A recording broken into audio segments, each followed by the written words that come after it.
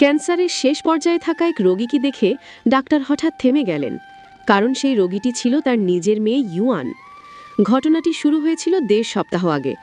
Yuan তার মাকে রিপোর্টের কাগজ দেখিয়ে বলেছিল, মা, আমার ক্যান্সার ধরা পড়েছে।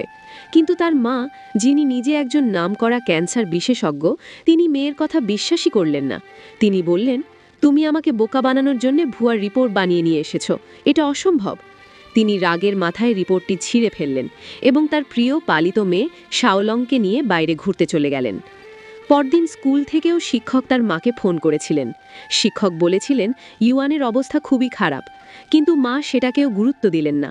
সেদিন রাতে ইউয়ান কিছুই খেতে পারছিল না। সে বাথরুমে গিয়ে রক্ত বমি করল। মা সেই রক্ত দেখেও ভাবলেন মেয়ে নাটক করছে।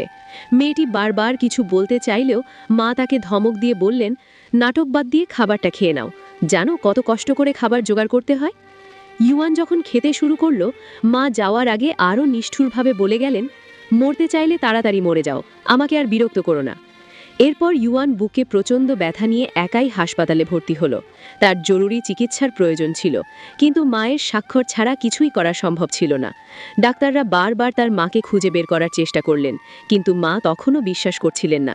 তার মনে বদ্ধমূল ধারণা ছিল যে তার মেয়ের কখনো ক্যান্সার হতে পারে না। সেদিন সেকেন্ড হাসপাতালে একটি ট্রেনিং প্রোগ্রাম চলছিল। মা যখন ওয়ার্ডে ঢুকলেন, ঠিক তখনই একজন রোগীর অবস্থা খুব দ্রুত খারাপ হতে শুরু করল। হঠাৎ প্রচুর রক্তবমি হতে দেখে ডাক্তাররা দৌড়ে এলেন।